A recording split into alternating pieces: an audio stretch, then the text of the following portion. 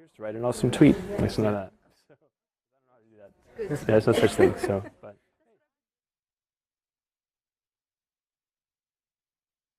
hey, man, how's it going?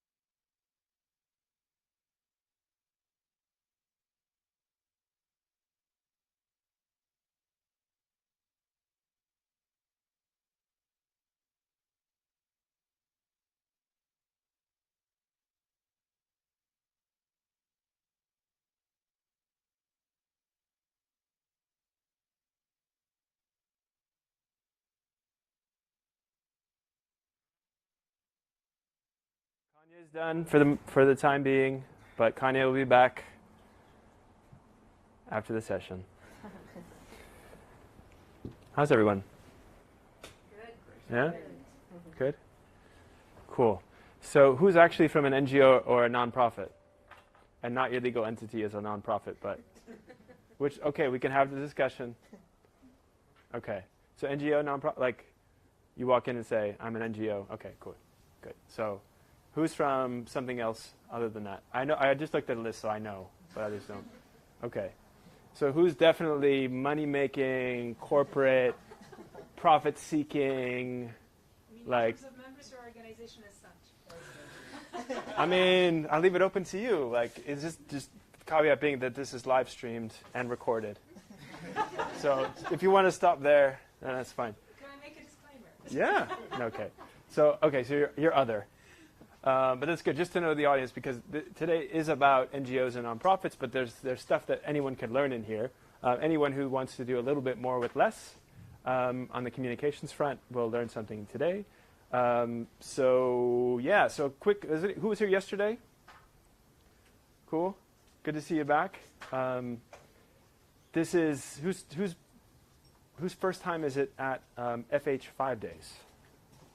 Cool. How did you hear about it? Can one person say, can all people say where they heard about it? Scream it out. LinkedIn? LinkedIn? Yeah. We got an invitation. You got an invitation? So you're on the newsletter? Okay.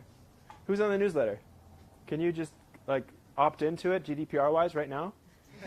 Everyone else? That's fine. Chris, we have a GDPR expert on and everything. So that's what you're on the bill as, so I hope you're okay with that. Okay.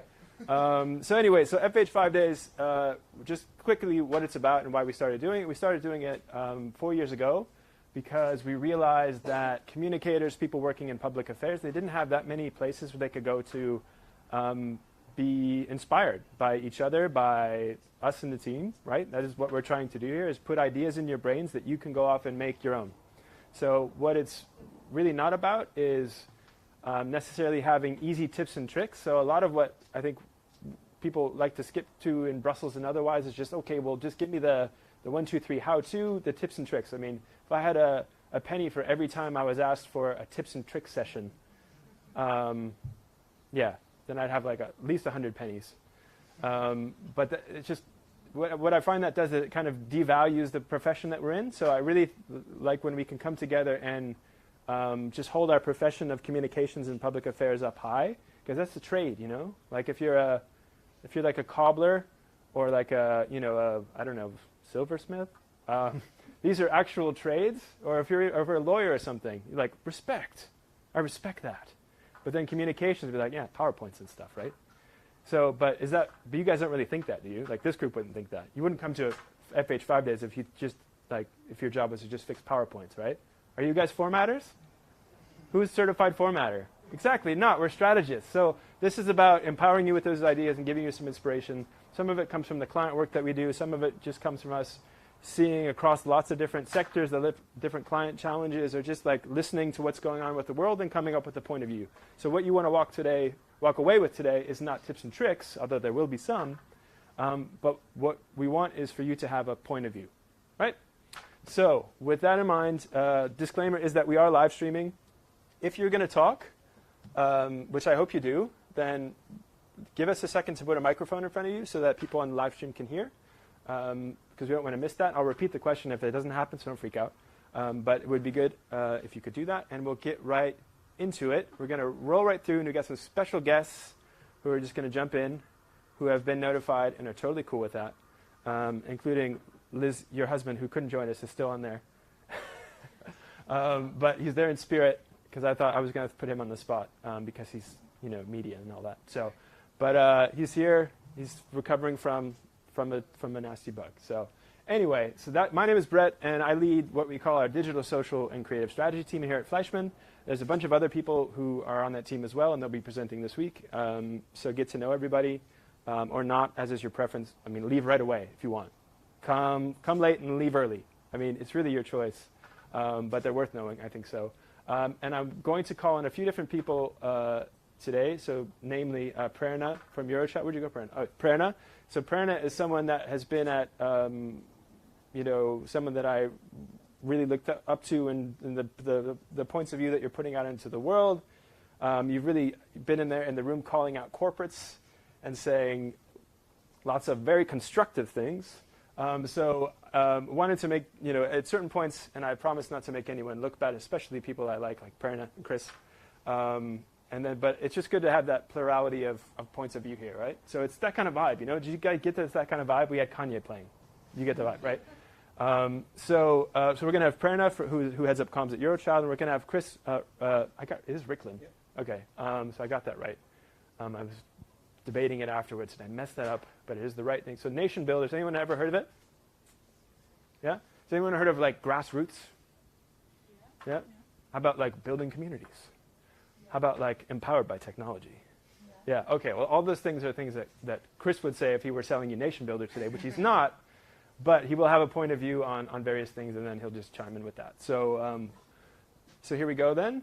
So everyone has seen this before, but what really inspired me to want to have this session was a meeting that we had with ILGA Europe, which is the LGBTI organization in Europe, and I hope they don't mind that I say that, but it's also written in their reports and everything that that there is a real lack of funding for NGOs, nonprofits, progressive causes, however you want to label that, in Europe. And I think the reason that I've come to realize is because everyone thinks that Europe is okay, on a lot of different issues.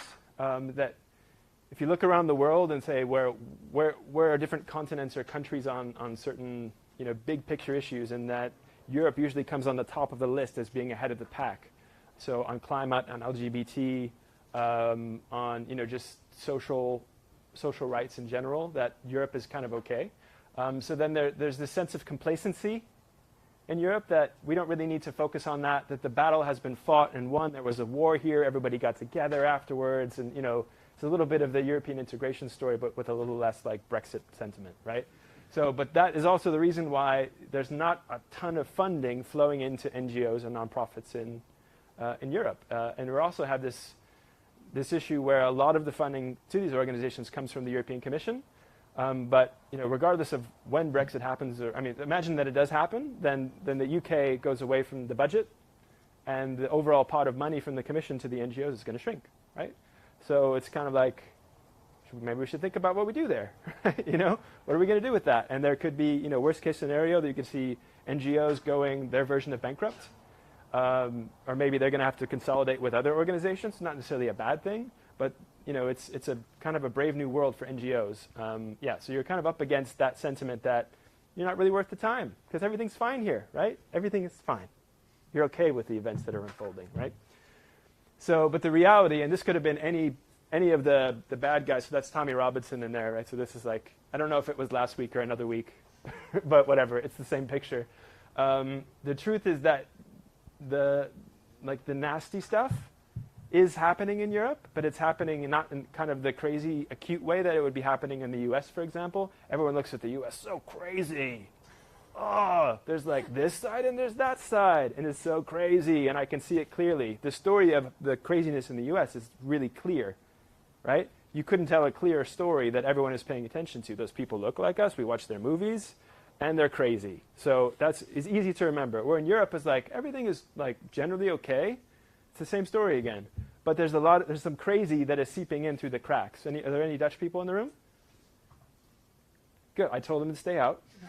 So I'm glad they did. I just want to check on it. No, but so there was Thierry Baudet just had a victory over there. So everybody has a character, and luckily Tommy Robinson is not yet an elected official. But there are many other. We're not going to go down the Brexit road, but there's lots of crazy stuff happening, and it's not just on the political front. There's think about the freedom of journalists. You can think about climate action, and that some countries are backsliding on that. You can think about LGBT rights. Whatever your issue, there's still a battle to be fought.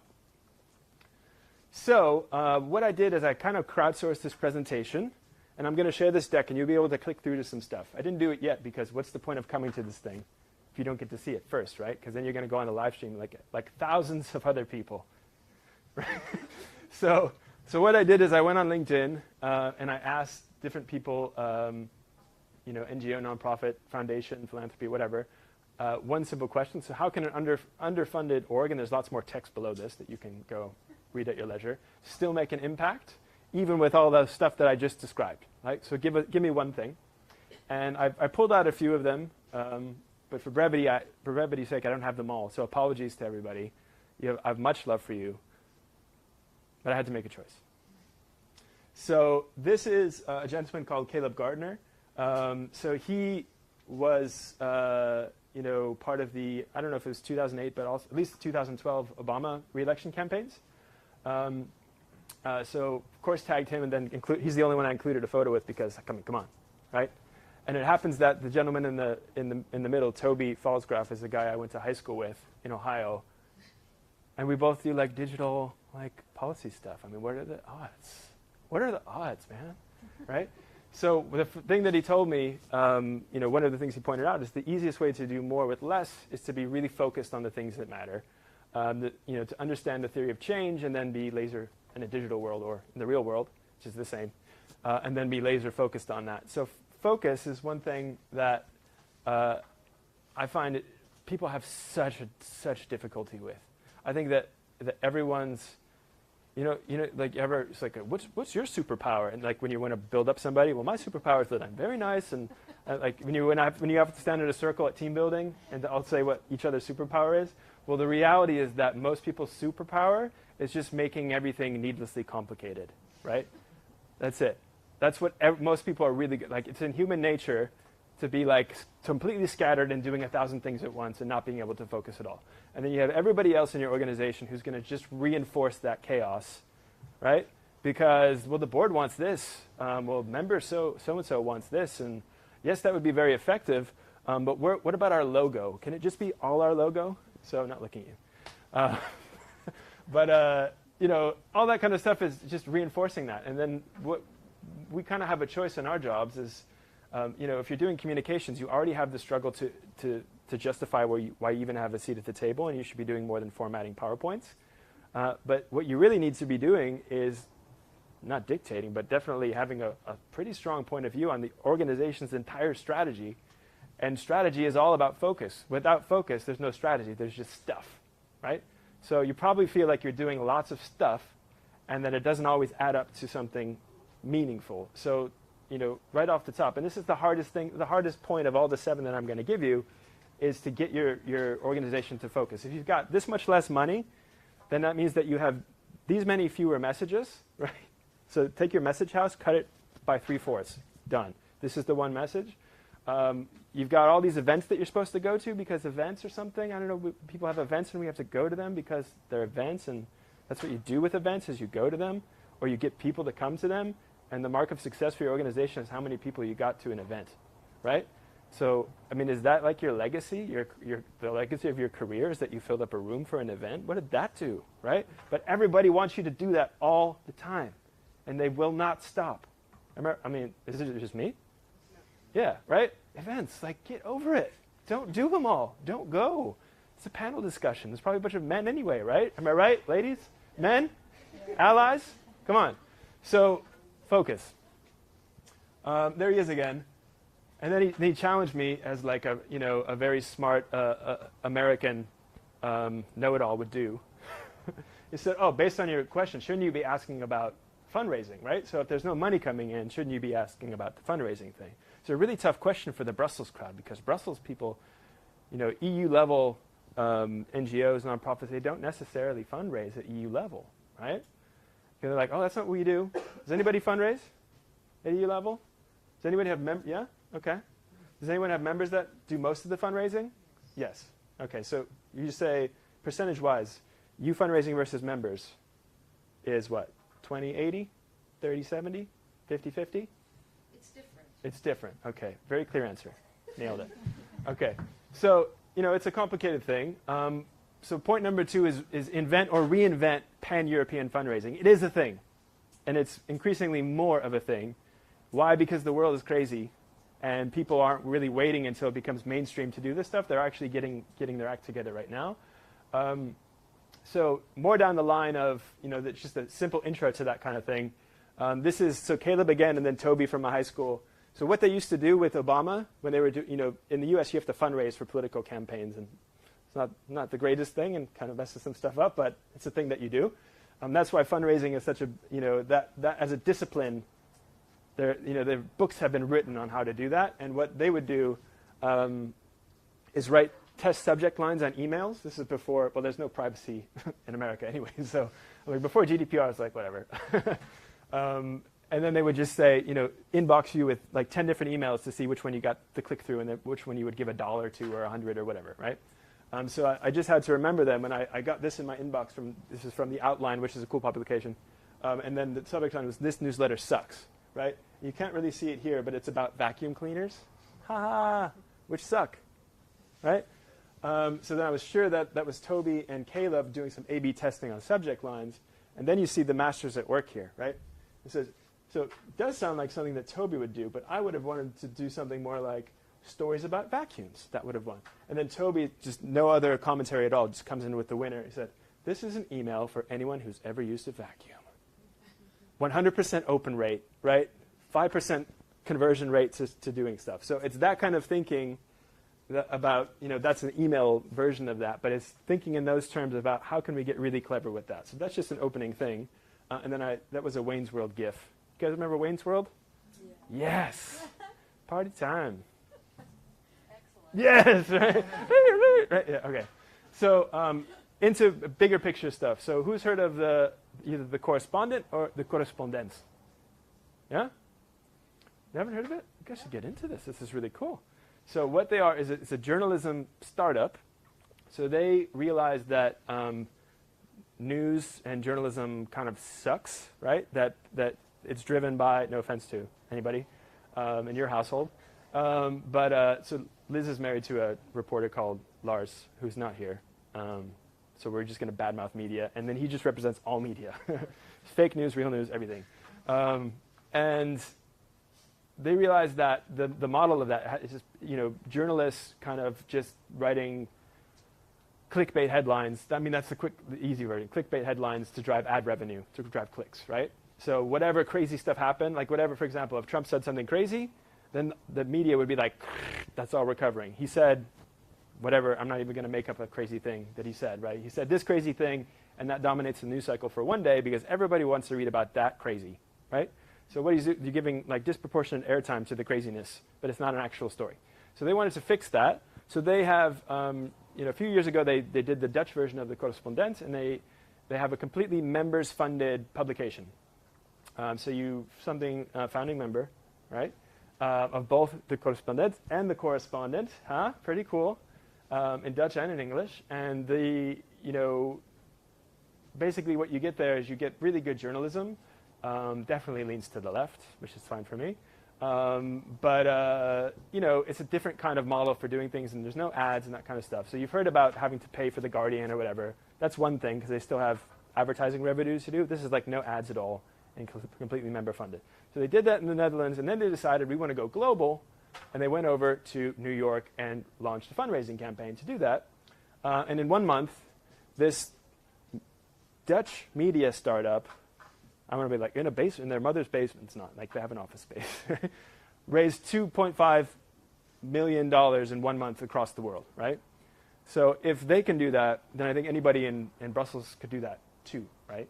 And then check out these links on how to do this when you go back, and you can see how exactly they did it, how they came up to this 1 month and were able to collect all this money, and you'll see how they started with a very clear mission and a value proposition.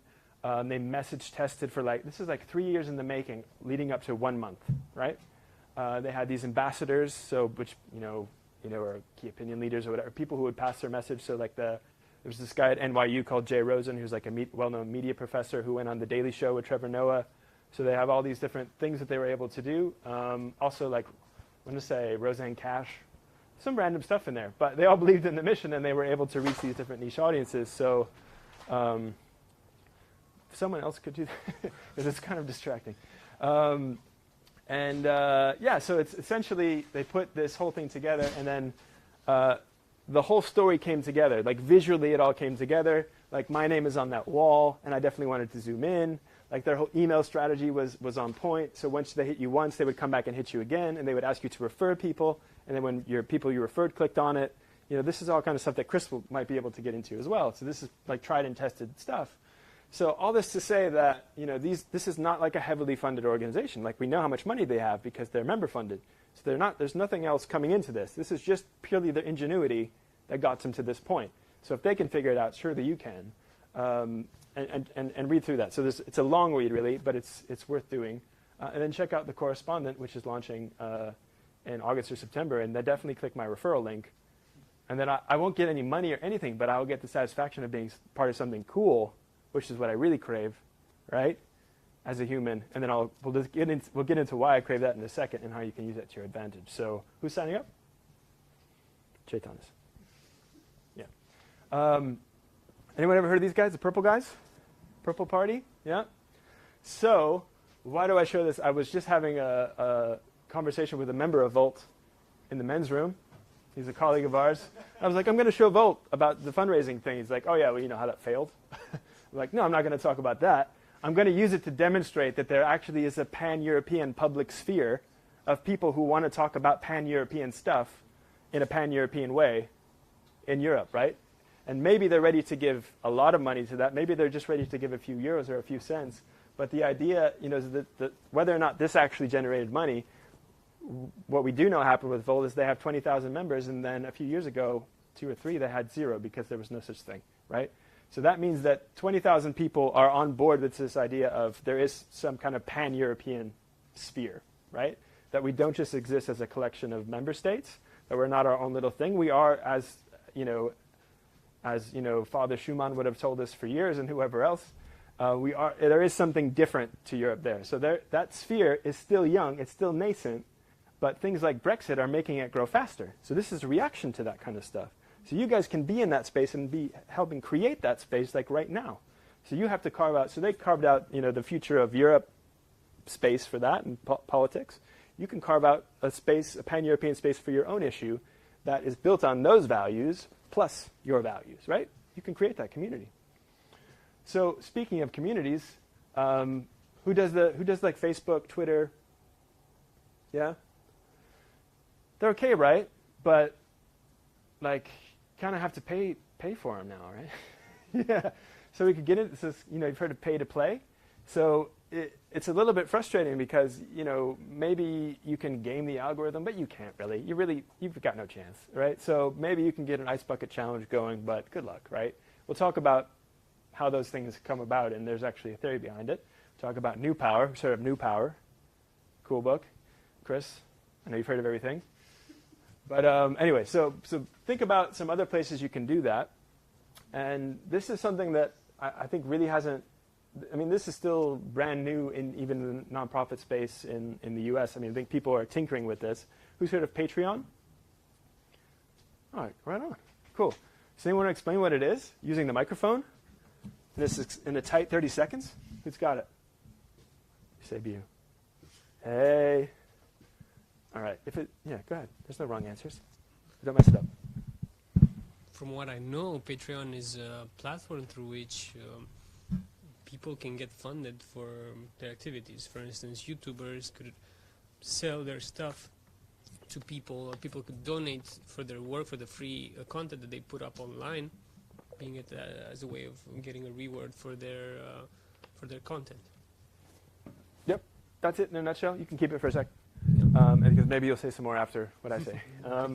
So essentially what you can do is you're able to monetize the content that you're creating and build a community around that, right? So what Patreon is doing is taking stuff that wasn't previously really bankable, like you couldn't necessarily, it wasn't directly commercial, and is helping those people find their communities to make it so that they can make a living.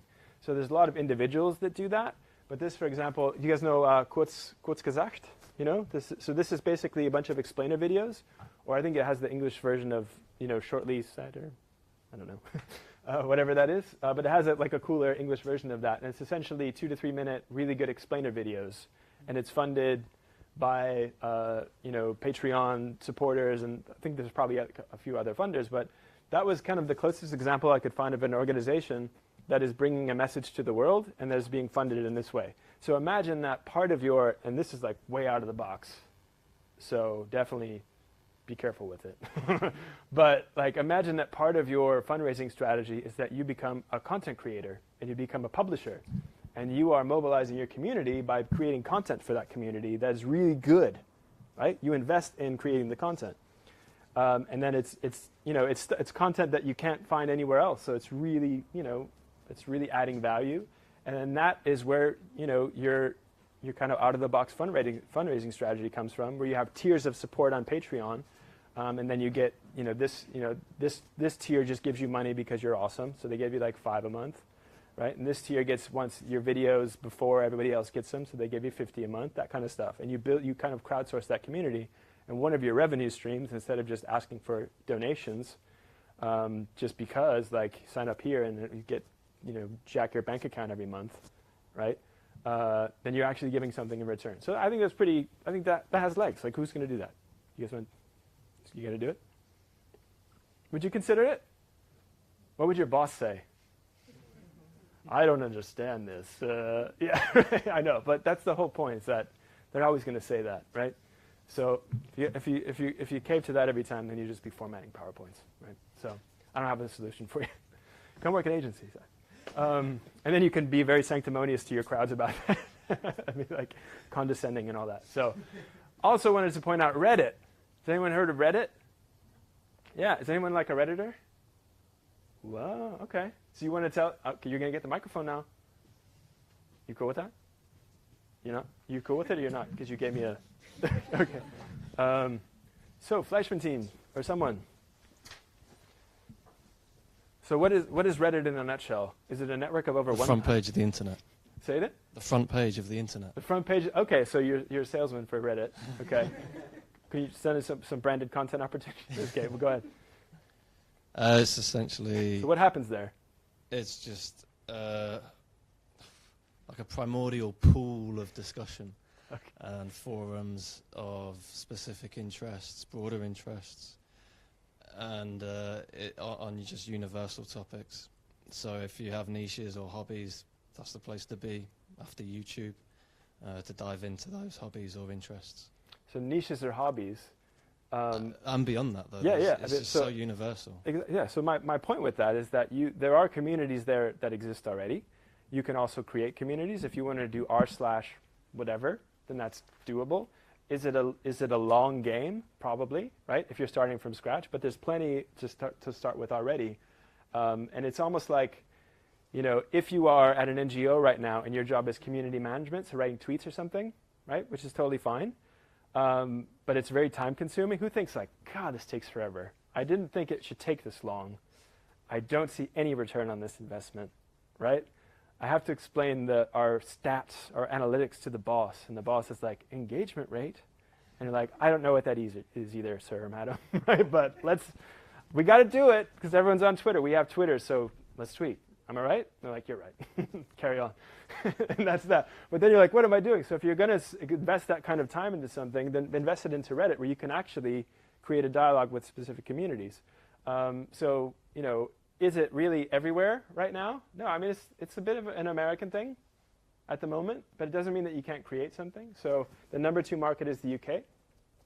And then you can see sizable, so the number 5, I don't know the stats for this, and I asked Reddit if they could give me all the stats, but they're not actually set up in Europe yet to sell stuff, right? So it's new, right? So this is the time when you want to be on something like that, because in 5 years it's monetized to the point of Facebook, where it's pay to play again, right? Maybe that won't happen with Reddit. Twitter hasn't quite been able to do that either, to monetize in the right way. They're already making a profit, so it took a minute.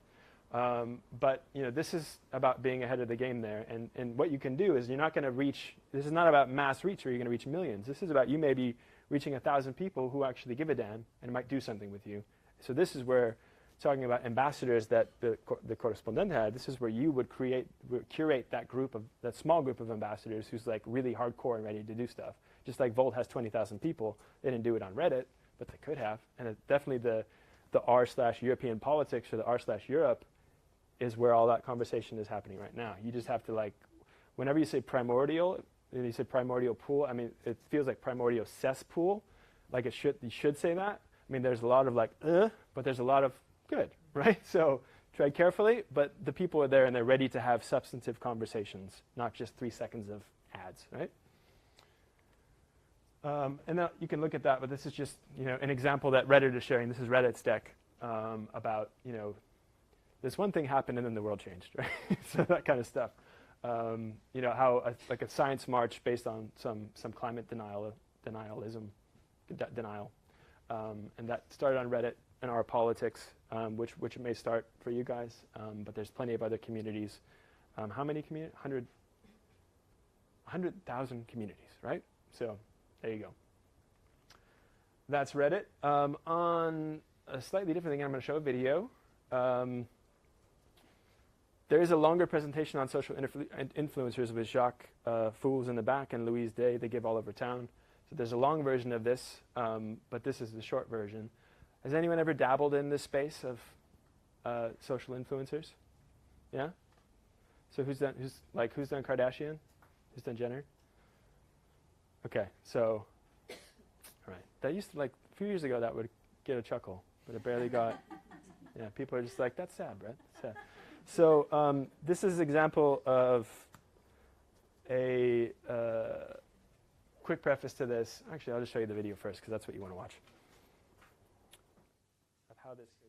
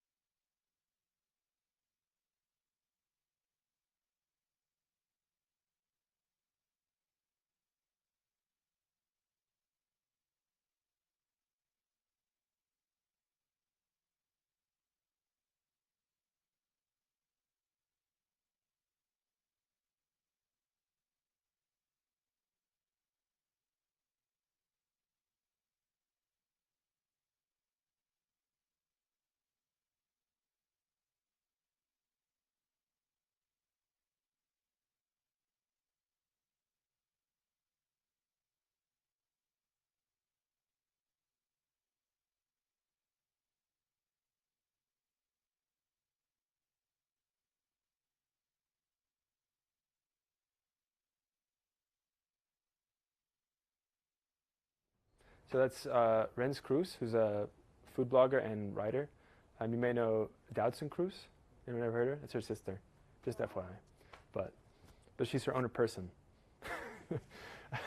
So that's a campaign that we did with the World Food Programme and DG ECHO, the European Commission. So one of 2 campaigns. I think we worked on that one together. Were you already there for that? Yeah. Okay. All right. Cool. Part of that. That's right. And so. What we did is there were 3 different food bloggers or food writers, and we brought them into Brussels, and this is the kind of tips and tricks part. So we knew that we wanted to tell the story about how the EU and World Food Programme were helping refugees, Syrian refugees in Turkey, by giving them this card that would allow them to buy food or anything else that they needed. So they could use that for, not just to get like a sack of potatoes or lentils or something, but they could actually use it for, I think in that case they could buy any food that they wanted. So they weren't being given food that they must eat. Like the picture in your mind of food aid is like, here you go, you'll take what we give you and put some water on it, or I don't know, you'll survive, right? So it's not that at all. That's not what's happening there. They get a card and they can go and buy, just like with a ATM card or a whatever chip card. And then what that gave them was the feeling of normalcy, that they could actually make decisions for themselves and they weren't being, they could just live their lives because they were just displaced refugees. They didn't make a choice to be there.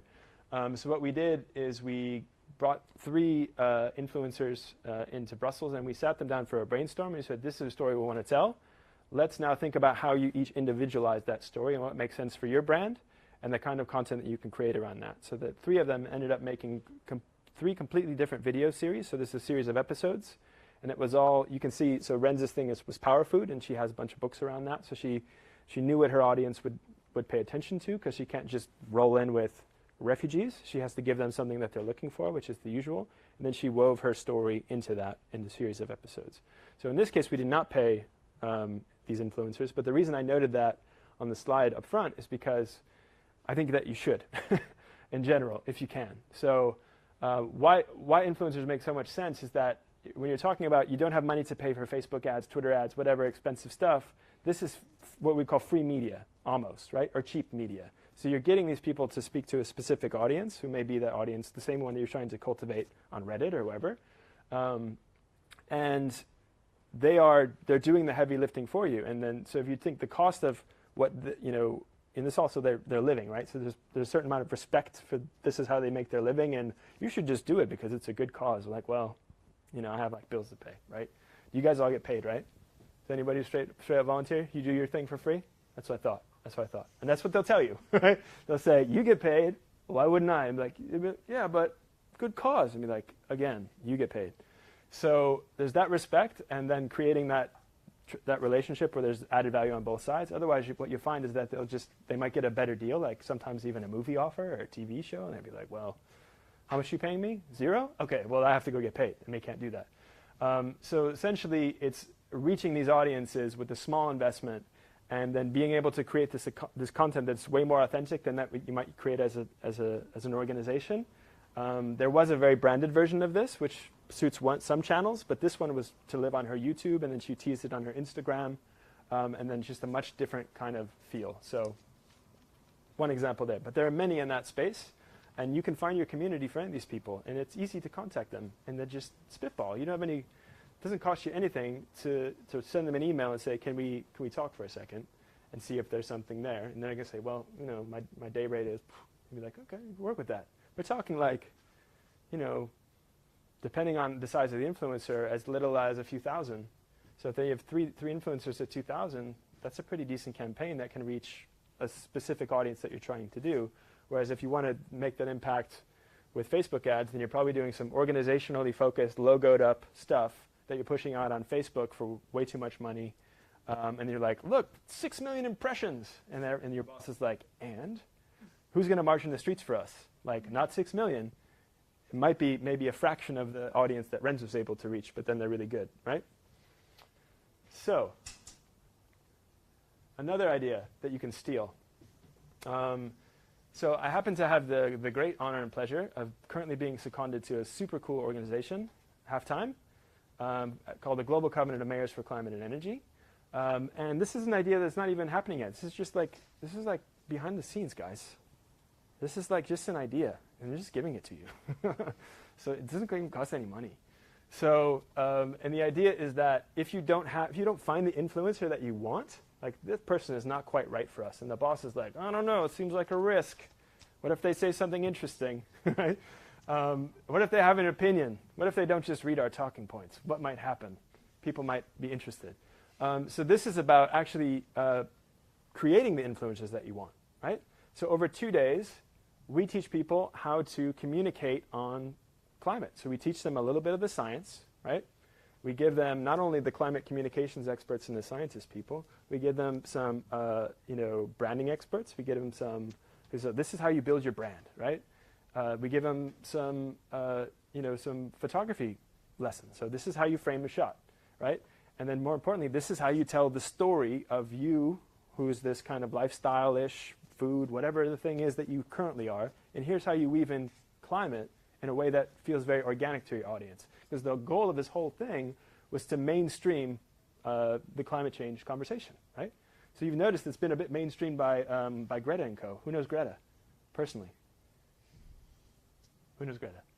You guys know what I'm talking about? Greta Thunberg? Yeah. So she's leading the climate strikes, and she's been able to mainstream. Like, we're talking about that now because of her, right? So if we could, and that's happened, all over Europe, and it started to penetrate into North America. If we could give that a boost with something like this, so that everyone, think of the motivations of your young Instagram crowd. What are they doing it for? Like, they're doing it for the peer recognition, right? It's great that they're out there doing, marching for the right thing, but they're also there for the Insta. Am I right? So push them in the right direction so that they can say something that's very useful and educate them so they're not just saying, putting up explicit signs or whatever, right? But they actually know what's behind that, and they can continue that conversation further. So it's using that moment to mainstream the climate conversation. And you could say, we want to mainstream whatever issue that we have. We want people to be talking about that like it's normal stuff. It's like product placement, right? So, how's it so far? Like, is it making sense? You get some tips and tricks, though, right? Like, I lied. You can actually do this stuff. It's not that hard. It doesn't cost that much money, right? You guys still with me? Yeah. All right, cool. You just give me some verbal confirmation. So, another thing here. So Charlie Lee, he's a really cool consultant who sometimes competes with us, but it's fine. This is a community, right? But he's cool. So what he was pointing out is that, when you're underfunded and you can't really spend the money, then PR is your friend, and PR equals media. And everybody wants to do media. Like, whose boss is like, give me some media, like how many media hits, write an op-ed, write a letter to the editor, right? We have to respond to that. Like, this happens, right? People want media. It's the thing that everybody understands. So in communications, when people don't understand what that is, it's formatting PowerPoints and media, right? And when I'm talking media, I'm talking tier 1, baby, right? Front page, FT. Yeah, it's either that or nothing. I don't want any of this trade press, right? I know the trade press. I can get the trade press. What do I employ you for, right? So all that. So if you're going to get that done, so you don't always have the story to tell because you're not always super newsworthy. But what you got to work a little bit harder. You got to get creative when it comes to media. Some ideas there. So we're back to, I would say, the world's worst followed Instagram account, but it doesn't matter because that's not the point. Oh, you want to know what the point is? It's not that. So what we're doing here, this is the Global Covenant again. What we're doing is we've ripped off Humans of New York, shamelessly, right? And what we're doing is we're getting people to talk about, the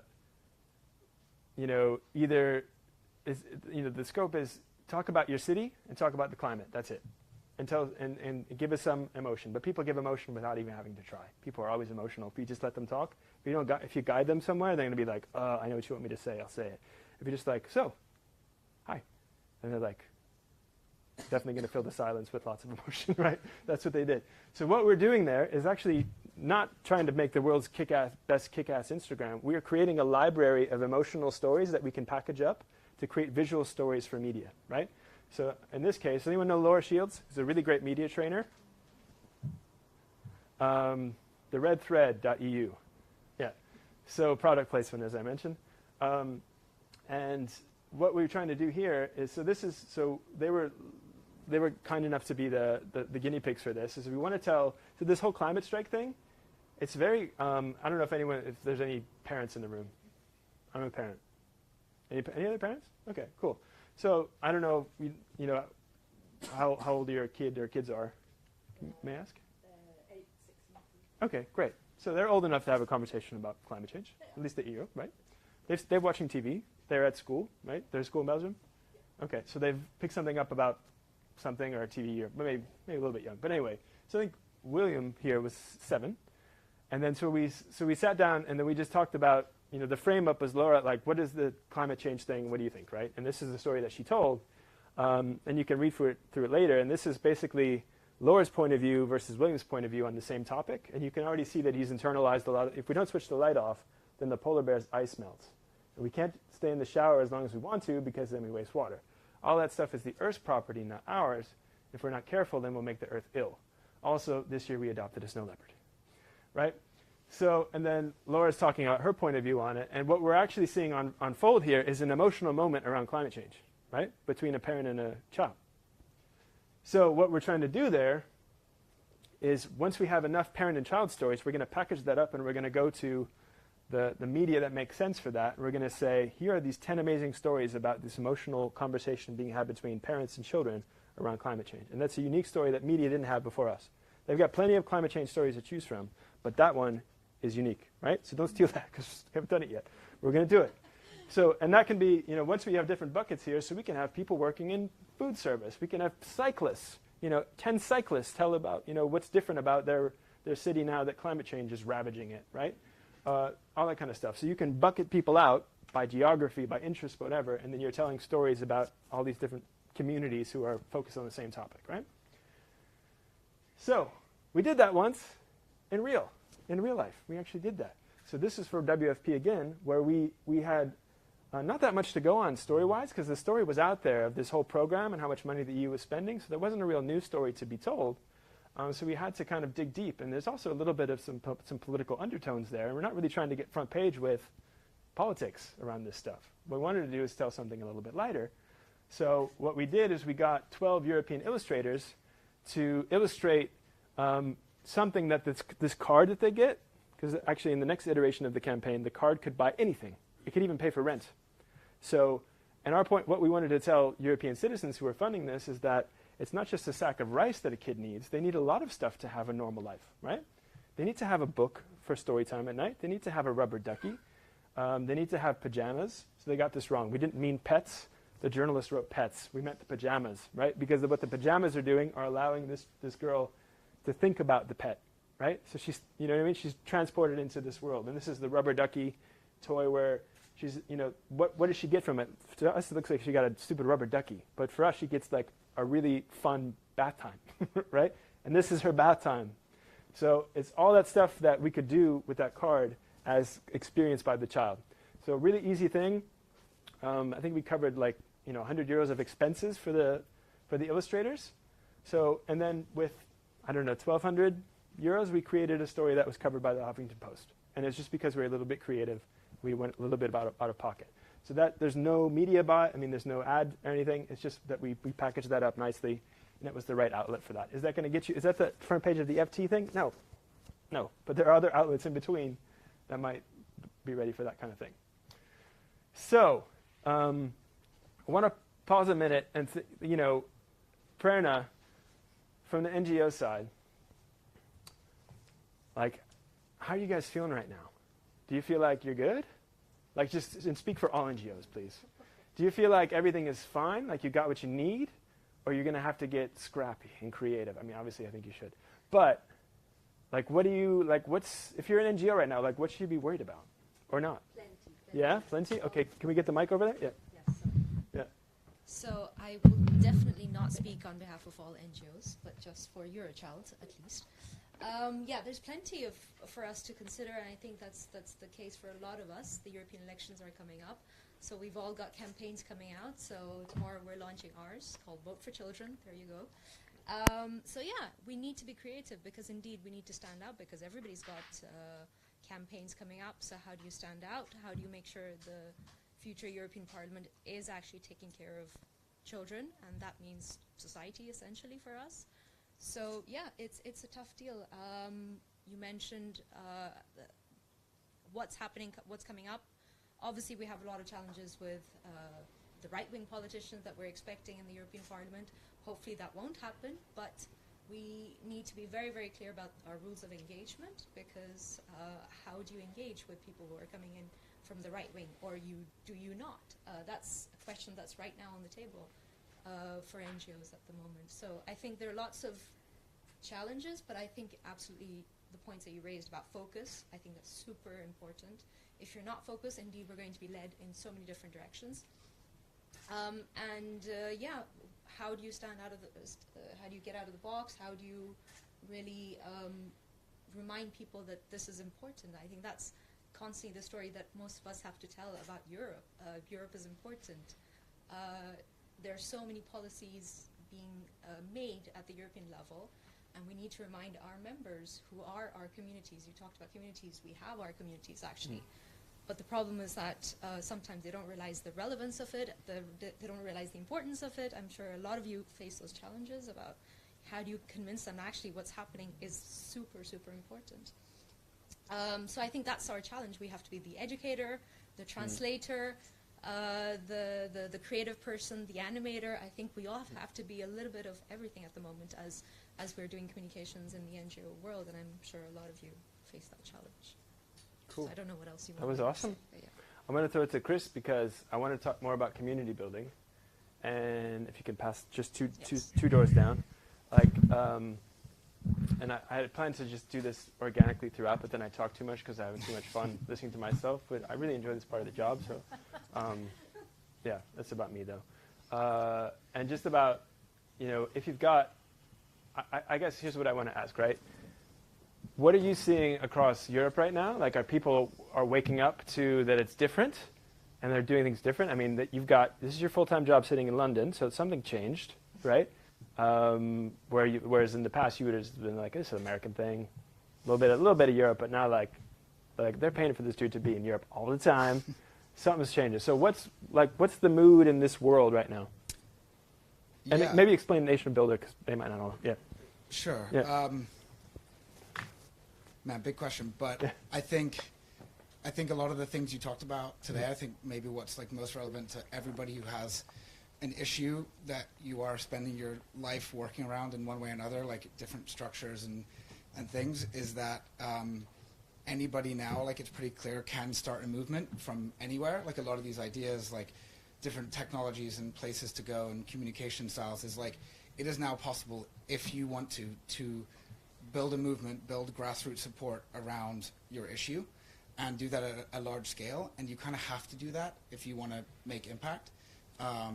So it's not just a policy communication, it's grassroots communication about that policy. And kind of the biggest theme I saw like today is like putting people at the center of all these 7 points that you made is about people and about community building.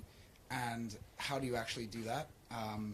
And Nation Builder is a technology that helps you focus on people and build that real relationship, but of course scale that. Like there's a number where each human being can only hold 150 real relationships in their head at one time, and beyond that you need technology to help you scale that. And the biggest thing I think for us and where we've seen the world change, and I think the biggest opportunity for Europe, and we're just starting to see a change here, is around owning that community, and GDPR is an opportunity, not a threat, to actually doing this kind of grassroots work. So I talk to a lot of people around Europe, and 90% of people still say fundraising, absolutely not. Like that's an American thing, we can't do that. And they say we can't even do grassroots engagement because it's more focused in each European country. But the people who can, GDPR gives you the opportunity to build consent and ask people, what do you care about, and can we contact you about these things? That's an amazing opportunity to build that relationship, and then down the line, raise money or communicate in a different way or build an issue group. And most organizations are still saying, we have to delete our data and never talk to these people again. And it's just completely the wrong way to do it. You should talk to people more and more often, but about the things that they care about. And you need technology to do that. And talking about focus, focusing on the work that actually drives the mission, not on busy work, importing, exporting data between different systems, or, creating presentations, but actually going out there and building your community. So, cool. A couple different points there, but yeah. So all the stuff that I wanted to hear. It's really cool. Just a few final points, and one more video to show. And this is, I think, if just skip to this one actually. So a book that I strongly recommend you all check out, and if you do nothing else, read the first few paragraphs. If you don't do that, Google it and watch the YouTube video, or watch a talk from Jeremy Hyman's or Henry Timms. It's a book called New Power. So write it down, New Power. Because if I don't quote them, I'm definitely just stealing their stuff straight up, right? So, but this is so useful and so simple. So what New Power talks about is there's a lot to unpack in New Power, but essentially it's about a different view on how the world works right now and why movements take hold. So talking about movements and how anyone can start them, this is a theory of how movements can start in the world that we now inhabit with the technology that we have, and with basically what I see what technology has done has laid bare the true motivations of humans and what they actually care about. Right? So you peel back the layers and you see the machine in motion, what actually gets people to do things. And it's not always because it's the right thing. it's because there's a lot of other factors at play. So he says, if you're going to run you want an idea to spread, if you want to run a campaign, to be more specifically, that campaign needs to be actionable, connected, and extensible. And then I'm going to have Henry Timms explain that. He did a video specifically for us. He did not, but he'll explain it now using an example. And when you hear the example, you're like, that is not relevant at all. But this crowd knows better because they know that they're here to listen and form a point of view, not just copy the ideas that they saw on the deck, right? So here's Henry.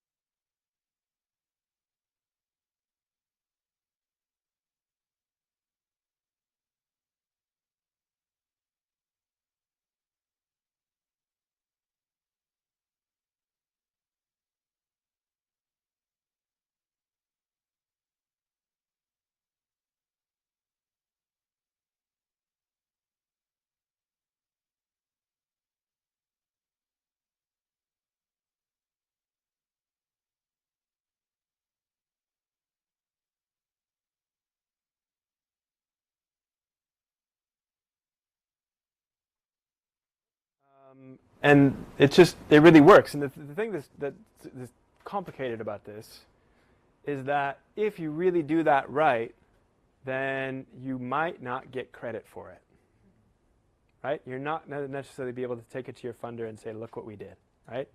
So it's because for it to be extensible, connected, so to create this peer connection that people are craving, they want recognition that they're doing something. You remember the Ice Bucket Challenge? Do you think it succeeded because everyone cared about ALS so much? No, it cared because they were able to engage their inner circle of people and create that connection between them, and also became a status symbol that you were able to challenge others who were at your status level, right? So if you're Mark Zuckerberg, then you weren't challenging Brett Kobe. You were challenging Reed Hastings and Bill Gates, right? Because that's your level, right? So everybody got to define their status in society and look awesome in front of their friends. And it was like, thank you, right? It wasn't, so it was about that, and that's what that idea is too. I mean, it wasn't, if you go down that road, if you bring that back, then Pimp My Zimmer or whatever it is, it allows you to show that you're taking part, that you're doing something wild and crazy, but you're showing it to the immediate people who are going to give you immediate affirmation that you're awesome. It's like on Instagram when you post something and then your friends are like, oh, you're so beautiful, LOLs, or like, oh, living my best life, or like, oh my God, right? So duck face, whatever, I don't know. So my kids aren't that old, thank God. So there'll be something way more horrible by the time they're of age. So it's that human connection that people create, so that you've given them something to do, you've connected them to someone, so they're going to get the recognition that they need, and they're extensible in the sense. I think they made it extensible. I think remixable is a better word.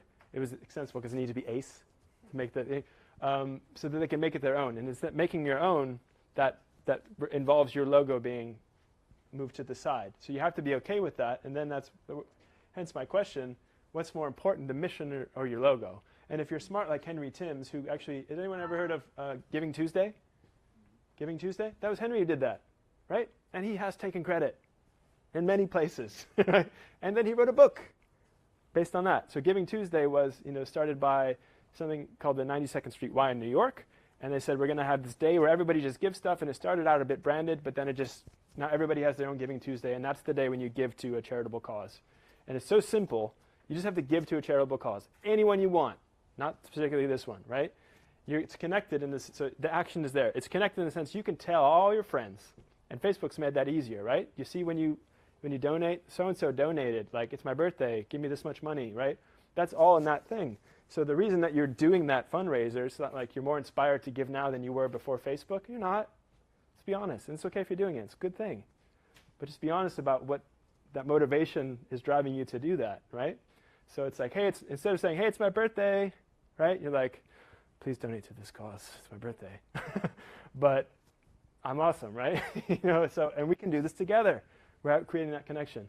And it's extensible, not so much this Facebook thing, but you can make it your own. You can pimp your crutch or whatever with your ice bucket thing. Oh, like this is like the ice list ice bucket challenge that I did. I did my own spin on it. I'm going to get, again, that peer recognition that I did the ice bucket challenge in a cool way. And then hopefully along the way ALS gets some money, which it did. So make an ACE idea. It's really easy to do that. What this not is like the key to a viral campaign, but it probably is that. But don't pitch that, because that, never promise virality, especially if you're a consultant, because you'll always fail. And this didn't really turn up. But if in the book, so I just took it from my book, also from the fundraising, just like, I'm going to skip it because, yeah, it's a failure of a slide. So, and then the last one, just one little tidbit from, I had the pleasure of sitting on a panel with Sarah Bauman, who is the director of marketing at the People's Vote. Hey, People's Vote. Might happen. Might happen. So, and she said, so let others in, believe in the power of a movement, not just a campaign. Partner and collaborate was what I wanted to pick out there. So when the whole Brexit thing kicked off, there were like 1,000 different organizations who were like the remaining camp, right? There's all these campaigns that sprouted up. But that was that's not really helpful to the cause if they're looking all these different places and there's like the different variations of the message.